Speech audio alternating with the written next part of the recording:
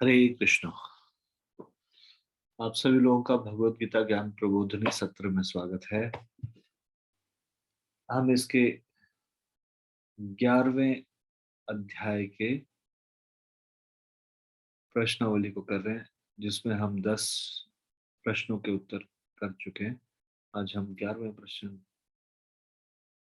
या इसका ख भाग से प्रश्नों के उत्तर शुरू करेंगे।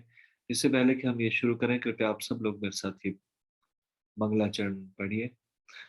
ओम अज्ञानतिमिरान्धस्य ज्ञानाञ्जनशलाकया चक्षुरुन्मिलितं येन तस्मै श्रीगुरुवे नमः। श्रीचैतन्यमनोभीष्टं स्थापितं येन भूतले स्वयं रूपः कदा मह्यं ददाति स्वपदान्तिकम्। वन्देऽहं श्रीगुरोः श्रीयुतपदकमलं श्रीगुरून् वैष्णवांश्च श्रीरूपं साग्रजातं सहगण रघुनाथान्वितं तं सजीवम् साद्वैतं सावधूतं परिजन सहितं कृष्ण चैतन्य देवं श्री राधा कृष्ण पादान सैगण ललिता श्री विशाखान्वितांश्च। हे कृष्ण करुणा सिंधो दीनबंधो जगतपते गोपेश गोपिका कांत राधा कांत नमोस्तुते। तप्त कांचन गौरांगी राधे वृंदावनेश्वरी वृषभानुसुते देवी प्रणमामि हरिप्रिये। वाञ्छाकल्पतरुभ्यश्च कृपा सिन्धुभ्येव च पतितानां पावनेभ्यो वैष्णवेभ्यो नमो नमः। जय श्री कृष्ण चैतन्य प्रभु नित्यानंद श्री अद्वैत गदाधर श्रीवासादि गौर भक्त वृंद। हरे कृष्ण कृष्ण कृष्ण हरे हरे, हरे राम राम राम हरे हरे।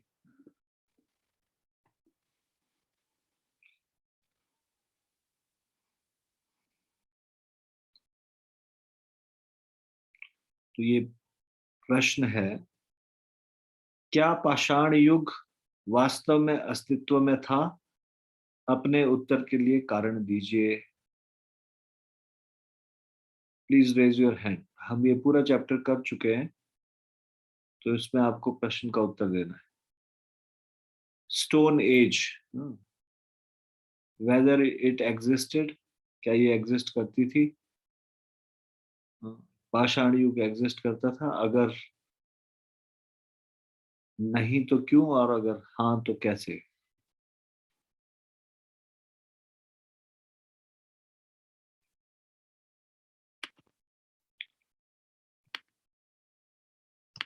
सोनल माता जी बताइए। हरे कृष्णा प्रभु जी, दंडवत प्रणाम। हरे कृष्णा धन्यवाद। हाँ, प्रभु जी, विकास का आधुनिक नास्तिकतावादी सिद्धांत एक कल्पित विचार प्रस्तुत करता है कि मानव का उद्गम बंदर सिमियनों से हुआ। आदि मानव पाषाण युग पुरुष थे जो कि असभ्य थे, और आधुनिक मानव सबसे अधिक विकसित तथा सभ्य पुरुष हैं। परंतु प्रभु जी, मेरे तो विचार से ये नहीं है। This is not true, because ये मिथ्या सिद्धांत बच्चों को भगवान में विश्वास को नष्ट करने हेतु तथा उनमें ये भावना डालने की वेद और धर्म आधुनिक मानव के लिए नहीं, अपितु कुछ अंधविश्वासी संकीर्ण बुद्धि वाले लोगों के लिए है। प्राथमिक शाला की पुस्तकों में ही पढ़ाया जाता है। तो प्रभु जी, वैदिक शास्त्र ब्रह्मांड के उद्भाव के साथ साथ योनियों को के उद्गम को भी बहुत अच्छी तरह से उल्लेख करते हैं कि भगवान ने ब्रह्मांड के प्रथम अभियंता ब्रह्मा जी को उत्पन्न किया, तत्पश्चात जिन्होंने समस्त योनियों जिन्हें हम इस जगत में देखते हैं उनकी रचना करी। वेदों में लाखों लाखों श्लोक हैं जो ना केवल बृहद हैं, अपितु उनके अर्थ गूढ़ तथा गहन भी हैं, और उन्हें ब्रह्मा से नारद और परंपरा में आचार्यों को सौंपा गया। तो हम ये आज प्रभु जी ना केवल आध्यात्मिक अपितु भौतिक क्षेत्रों में भी देख सकते हैं। हरे कृष्णा प्रभु जी, दंडवत प्रणाम। तो हम कैसे मान लें कि वेदों में जो है वो सही है, और ये जो सिद्धांत है कि पाषाण युग था वो गलत है? ये कैसे हम समझे कि गलत है? हम क्यों इस पे विश्वास ना करें? क्योंकि प्रभु जी, इसमें जो ये विकासवाद का भी सिद्धांत है, ये भी तो फेल होता है, क्योंकि जिस तरह से फॉसिल्स के जरिए और आर्कियोलॉजिस्ट ने ये जो फाइंड करा कि 40,000 वर्ष पूर्व ही मानव थे, लेकिन जो फॉसिल्स जब देखे गए तो उसमें ये दर्शाते हैं वो कि मानव लाखों वर्षों से अस्तित्व में थे। तो ये नहीं था कि ये पहले से ये क्रिएशन था, भगवान ने क्रिएट करे हैं, ना कि ये इवॉल्व होकर आए हैं और पाषाण युग रहा होगा, उसमें असभ्य रहे होंगे पुरुष और अब जाके हम विकसित हो पाए हैं। इस तरह की ये मिथ्या है ये धारणा।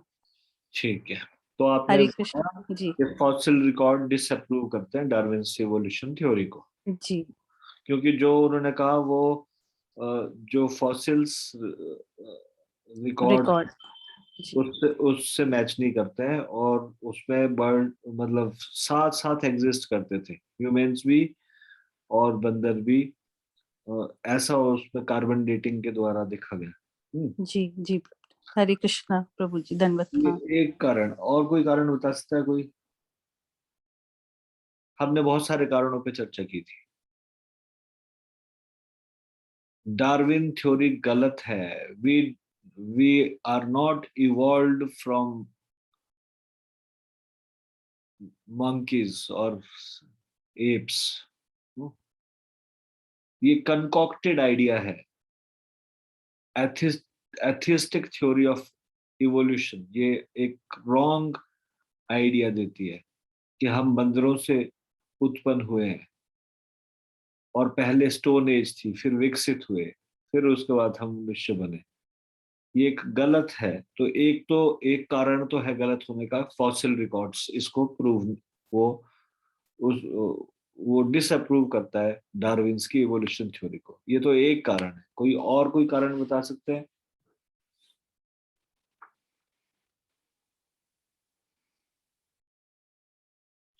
हरे कृष्णा प्रभु जी, दंडवत प्रणाम। सॉरी प्रभु जी, मैं कंटिन्यू कर सकती हूँ? मेरे को एक औरों का भी आंसर लेने दो, फिर जी नहीं जी प्रभु पड़ता जी। तो फिर मैं आपसे पूछूं। हरे कृष्णा। मुस्कान माता जी, यस माता जी बताइए। हरे कृष्णा प्रभु जी, दंडवत प्रणाम। धन्यवाद। प्रभु जी, डार्विन की जो थ्योरी है evolution from apes to humans, ये फॉल्स इसलिए भी है क्योंकि अगर एवोल्यूशन हो रही थी फ्रॉम एप्स टू ह्यूमंस तो करंटली क्यों इवॉल्व नहीं कर रहे हैं? और अगर ऐसा कर मतलब अगर करंटली भी इवॉल्व नहीं करे तो फॉसिल्स में भी हमें ये देखने को नहीं मिलता ना, वो जो चेंज है कहीं ना कहीं जो वो चेंज वाला प्रोसीजर का कोई एक स्टेप ना फॉसिल्स में दिखता है और करंटली भी एवोल्यूशन नहीं हो रही है, बंदर अभी भी ह्यूमंस की फॉर्म नहीं ले रहे, तो ये एक और प्रूफ हो सकता है। हाँ ये सही। हरे कृष्णा प्रभु जी, Dog धन्यवाद। always remains dog and pigs always remain pig. Oak trees always remain oak tree. तो प्रभुपाद यहाँ पे प्रभुपाद नहीं, सॉरी, यहाँ पे इस तरह से इस बुक में हमने पढ़ा है अभी कि ये जो म्यूटेशन है, चाहे वो ब्रीडिंग के द्वारा या म्यूटेशन के द्वारा, कोई भी बंदर आदमी नहीं बन रहा अभी। कि बन रहे हैं? नहीं बन रहे ना, तो वो उस समय कैसे हो गया और अब क्यों नहीं हो रहा? मतलब किसी ने ऐसे चेंज होते नहीं देखा, इन लोगों ने भी नहीं देखा, डार्विन ने भी नहीं देखा, अंदाजा लगाया कैसा हुआ होगा। ठीक है, तो ये एक सेकंड रीजन हुआ। Any other reason?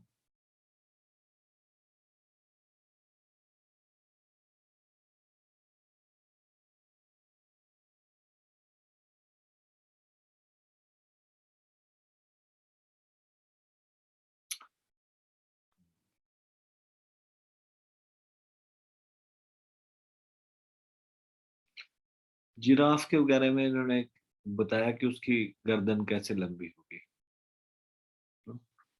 तो यहाँ पे बताया कि बाकी जानवरों को क्या हुआ, सिर्फ जिराफ की गर्दन क्यों? अगर सूखा पड़ा तो वो कहते हैं कि जो जिराफ के बारे में केवल बता रहे हैं, औरों के बारे में नहीं बता रहे, कि जो बाकी जानवर थे वो भी खत्म हो जाने चाहिए थे। उन्होंने कहा कि जो जो बाकी जानवरों ने पेड़ों पे पत्तियां नहीं खाई वो मर गए, और जिन्होंने थोड़ा गर्दन ऊंचे करके पत्तियां खाई उनकी गर्दन लंबी। अगर इस तरह से गर्दन लंबी होती कि अगर थोड़ा सा गर्दन को स्ट्रेच करके पत्तियां खाई, इतनी लंबी स्ट्रेच होगी उसकी गर्दन। ये मूर्खतावादी सिद्धांत है।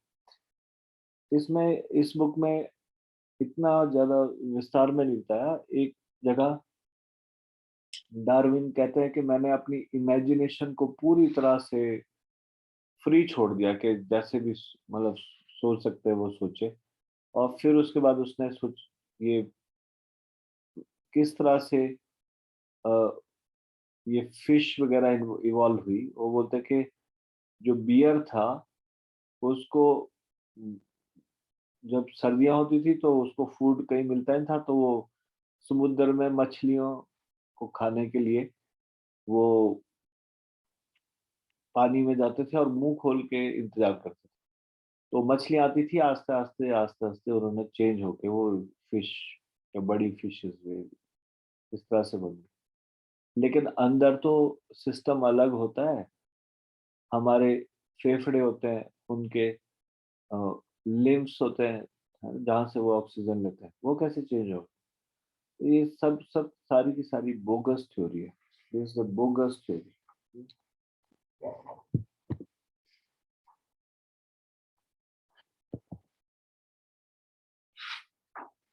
अभी साइंटिस्ट लोग ही नहीं इसको मानते,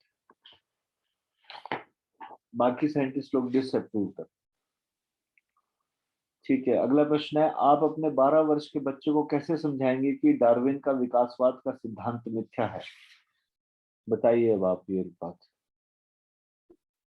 आप बच्चों को कैसे सिखाएंगे, समझाएंगे ये वाली बात। सोनल माता जी बताइए। हरे कृष्णा प्रभु जी, दंडवत प्रणाम। प्रभु जी, ये बच्चों को ये हम समझा सकते हैं कि जो उनको पढ़ाया जा रहा है इवोल्यूशन की थ्योरी डार्विन की, उसमें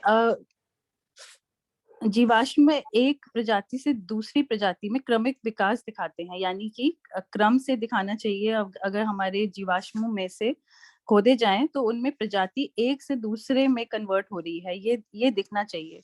परंतु जब फॉसिल्स खोजे गए और डार्विन की के जो पूरी टीम ने जब ये फॉसिल्स खोजे गए तो उसमें वेल, चमगादड़, घोड़े, हाथी, खरगोश, गिलहरी सभी शुरुआत में जिस तरह के थे उतने ही भिन्न वे आज हैं। तो उसमें फॉसिल्स में कोई भी डिफरेंस नहीं दिखाई दिया। वे सभी किसी पूर्व प्रजातियों से विकसित नहीं हो रहे हैं। तो ये तो एक सबसे बड़ा फैक्ट है जो कि हम बच्चों को समझा सकते हैं। और इसके अलावा एक जीव वैज्ञानिक कॉफिन ने अपने कॉस्मोस बुक में ये स्पष्ट रूप से स्वीकार किया है कि जीवाश्म प्रमाण एक महान रूपकार की योजना के अनुकूल हो सकता है, क्योंकि इसमें हमारे जो जीवाश्म अभिलेख सृजन को नहीं बल्कि सृजन को सिद्ध करते हैं, ना कि विकास को, क्रिएशन ना कि इवोल्यूशन। और प्रभु जी, हम बच्चों को ये समझा सकते हैं ये चारों पॉइंट्स की एक योनि दूसरी योनि में बदलते हुए किसी ने नहीं देखा। जिस तरह से आज भी मंकीज हैं लेकिन वो ह्यूमन बींग्स में नहीं कन्वर्ट हो रहे। दूसरा पॉइंट ये बता सकते हैं हम कि बहुकोशीय जीव एक कोशीय जीवों से विकसित नहीं हुए हैं। ये सारा और उत्तर दे रहे हैं, हाउ वी नॉट इवॉल्व्ड। जी जी प्रभु, जब हम उनको ये सिद्ध करना चाहेंगे कि इवोल्यूशन की थ्योरी गलत है, क्रिएशन है, ये भगवान ने ही अपने ही रूप में रचा है, जिस तरह से रचा है वैसे ही आज भी है, बिना किसी परिवर्तन के। तो प्रभु जी, ये चारों पॉइंट्स हम उनको समझा सकते हैं कि मानव सिमियन से विकसित नहीं हुए हैं, और जिराफ की लंबी गर्दन के लिए जो विकासवाद का सिद्धांत है डार्विन का, वो भी गलत है।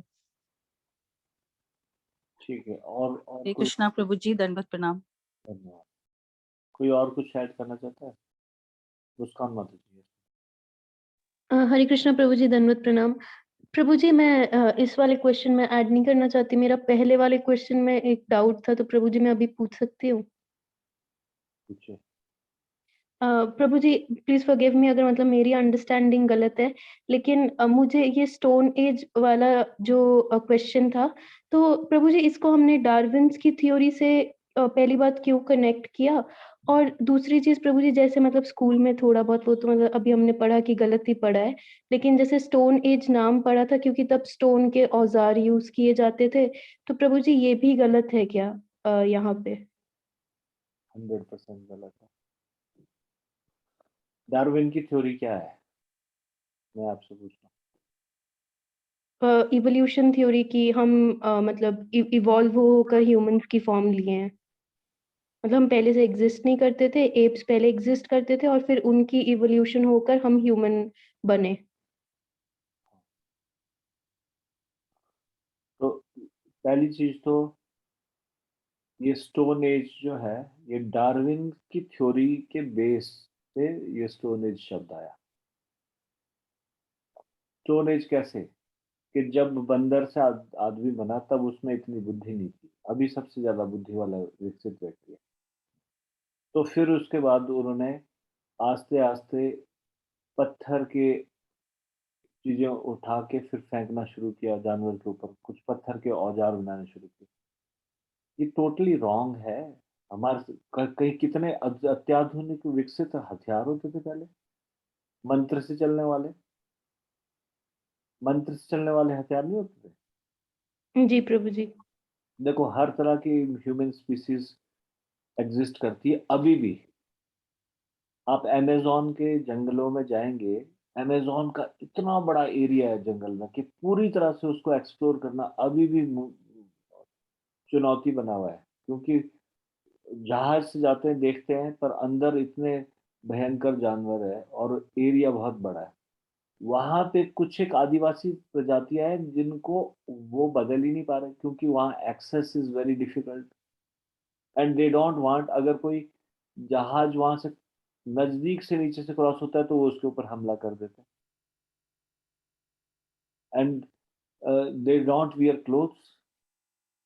आज की बात बता रहा हूँ मैं, अभी की भी बात। इस तरह जी के प्रभु। इस तरह का वेदर है वहां पे, उनको बहुत ज्यादा वहां पे इतना ज्यादा ठंड नहीं है, थोड़ा सा गर्म है। और इस प्रकार के आदिवासी टाइप के लोग हैं, वो अभी भी स्टोन वाली चीजें इस्तेमाल करते हैं। तो स्टोन की चीज अगर ऐसे यूज करें तो स्टोन एज से थोड़ी नहीं कोई तात्पर्य, पाषाण युग। अभी देखो अत्याधुनिक हथियार भी है ना, न्यूक्लियर वेपन्स भी है। जी। अब कोई जंगल में रहेगा और कोई मतलब कि थोड़े से वो दुनिया से कटे हुए रहेंगे और इस प्रकार से वो जीवन जी रहे, उनका अपना ही कुछ मान्यता है, अपनी धारणा है, वो इस संसार के लोगों से मिलना ही चाहते। अगर इन आदिवासी जनजातियों के बारे में पढ़ें अफ्रीका इत्यादि और स्थानों में, दे आर डेंजरस। वो ह्यूमन बींग्स को ही मार के खाना शुरू कर देते हैं, वहां जाने से लोग बचते हैं। Okay, they want to live in a deep forest away from, nobody want to interfere in their life, they don't want also want interference। तो फिर अगर ऐसी चीजें मिल भी गई कि अगर पत्थर का बने हुए कुछ हथियार, तो आज भी मिल जाएंगे वहां पे, कौन सी बड़ी बात। तो स्टोन एज से क्या लेना देना इस चीज? पाषाण युग मतलब सारे लोग पहले स्टोन एज में थे। ये तो टोटली गलत हमने सीखा हुआ है। हम ऋषि मुनियों की संतानें हैं सारे के सारे। पूरे पूरे विश्व में कहीं पे भी ये सारे के सारे ऋषि मुनियों की संतान है। उस समय भी होते थे ऐसे असभ्य लोग जो थोड़ा सा वैदिक सभ्यता से दूर होते थे, आज भी है। लेकिन इसका मतलब ये थोड़ी नहीं कि वो बंदर से आस्ते आस्ते आदमी बने। भगवान ने ऐसा नहीं बनाई सृष्टि। क्लियर? जी प्रभु जी। थैंक यू प्रभु जी। सॉरी फॉर दिस क्वेश्चन प्रभु जी। हरे कृष्णा प्रभु जी, धन्यवाद प्रणाम। डीप रूटेड है हमारे माइंड में ये साइंस की चीजें, जो हमको इन मूर्ख साइंटिस्टों ने सुनाई है, जिनको कुछ पता ही नहीं है। They are just concocting some idea and खुद भी नहीं पता, मूर्ख बना रहे।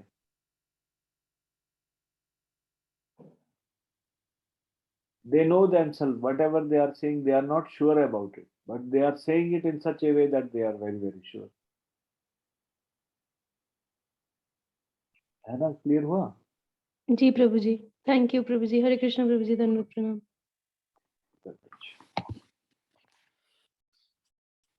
ठीक है, इसको हम यहीं पे विराम देंगे अभी। 2 क्वेश्चन नेक्स्ट कल करेंगे। भगवत गीता ज्ञान प्रबोधिनी की जय, श्रीमद् भगवत गीता की जय, श्रील प्रभुपाद की जय, निताई गौर प्रेमानंदे, हरि हरि बोल।